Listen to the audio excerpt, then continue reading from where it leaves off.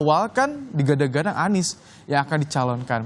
Apa sih yang membuat partai yang baru bergabung ke Kim, PKB, Nasdem akhirnya memutuskan gabung ke Kim? Ini tawaran seperti apa sih, Prof? Menurut Anda yang bisa menggiurkan mereka ikut mendukung Ridwan Kamil, meninggalkan Anies Baswedan? Ya tadi yang ada tiga hal tadi ya Mas. Yang pertama memang ini kan investasi politik ya untuk di pasca Oktober 2024. Jadi memang beberapa memang ditawari sudah sekian menteri, sekian posisi, sekian wakil menteri dan sebagainya.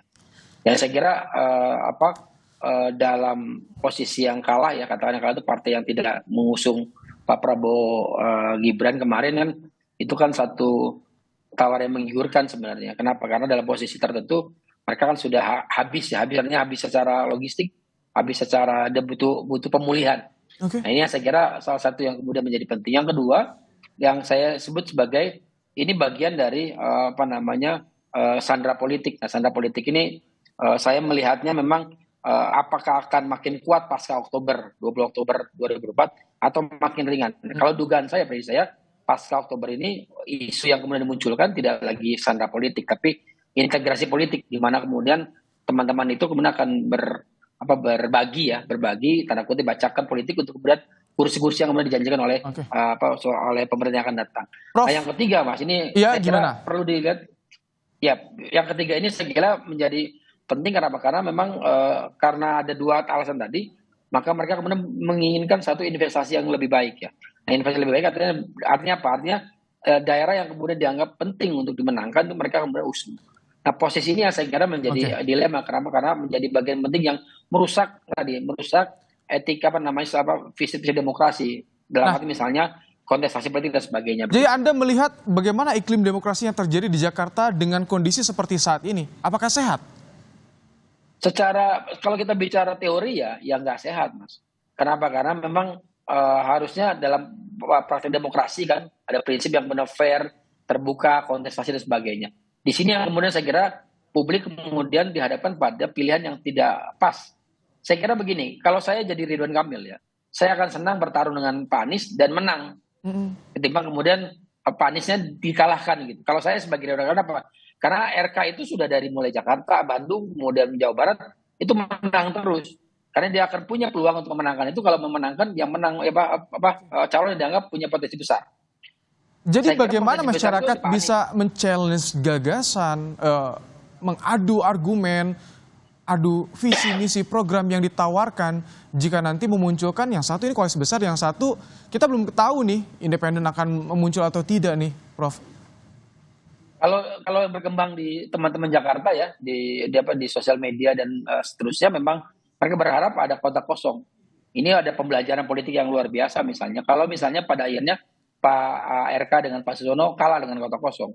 Dan itu menjadi pukulan berat buat pemerintah yang akan datang kalau itu terjadi. Tapi kan dalam politik kan nggak bisa begitu. Mereka masih punya waktu 2 bulan.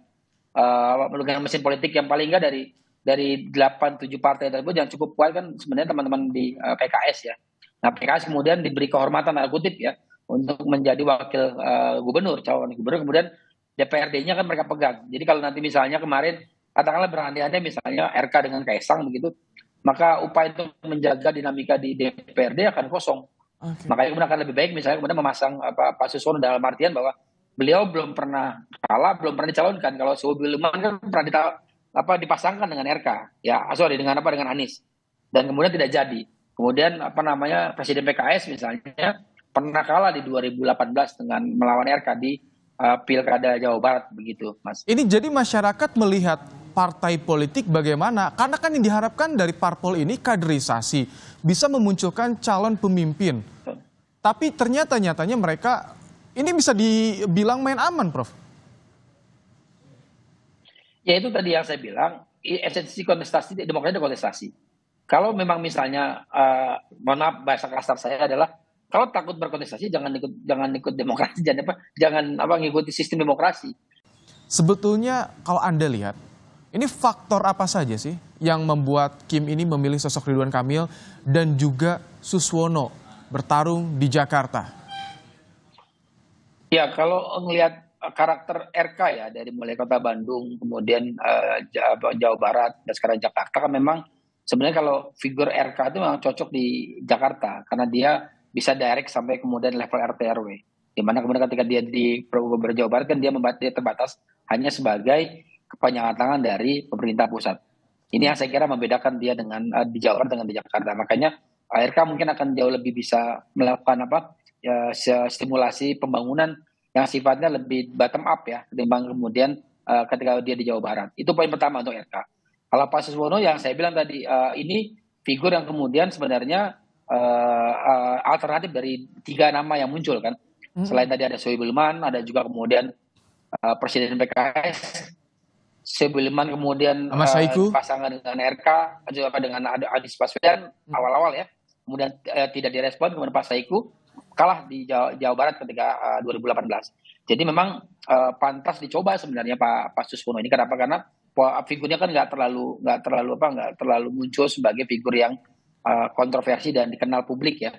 Saya kira memang figurnya ketika beliau jadi menteri itu kan juga nggak terlalu neko-neko. Jadi akhirnya mungkin itu menjadi pilihan penting buat PKS. Kenapa? Jadi sebetulnya apa yang dijual dari sosok Suswono tadi, Prof?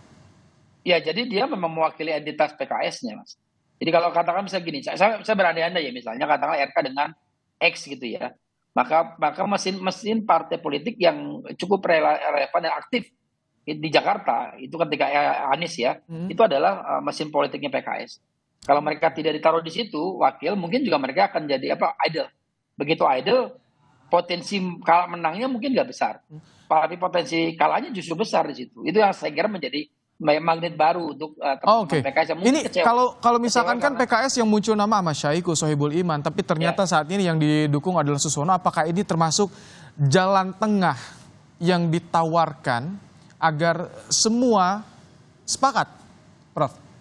Ya, salah satunya itu karena memang saya bilang di awal bahwa Pak Sohibul Iman itu kan rencananya dengan Pak Anies kan gagal gugur ya, nggak jadi sampai tanggal 3-4 Agustus kemarin. Kalau sementara Pak Ahmad Saiku kan pernah kalah dengan RK. Okay. Ini kan dalam politik campur sinkretisme gitulah karena itu kan memasangkan orang yang pernah kalah bukan sesuatu yang baik. Paling tidak misalnya apalagi dikalahkan oleh orang yang akan menjadi calon gubernur yang mungkin itu juga secara prinsipil nggak terlalu cukup baik. Minimal misalnya di antara mereka sendiri. Itu poin pertama, Mas. Jadi kalau melihat misalnya kenapa Pak Suswono, kenapa kemudian PKS nomor 2 atau Cawagup, karena posisi dia pemenang di DPRD provinsi.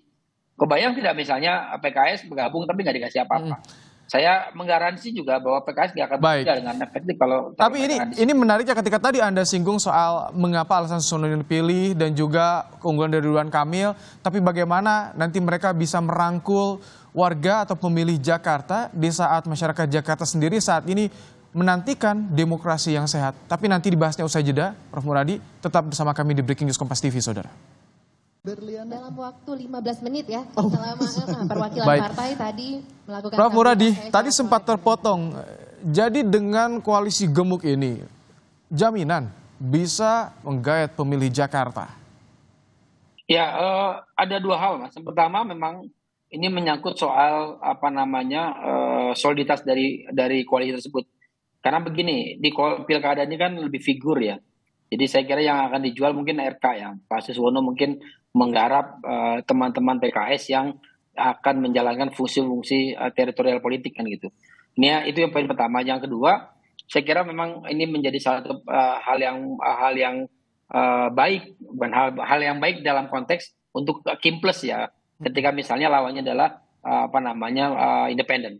Kalau independen ini ya saya memprediksi kalau pilkadanya hari ini mereka akan menang di atas 70%. Bahkan mungkin skenario pilkada Solo itu bisa menjadi memungkinkan di atas 80%. Jadi mesin politik yang dilakukan oleh partai politik itu adalah bagian penting dari menjaga supaya mereka 2 bulan ke depan bisa membalikan keadaan. Ada 2 hal yang jadi catatan untuk bisa meraih pemilih Jakarta.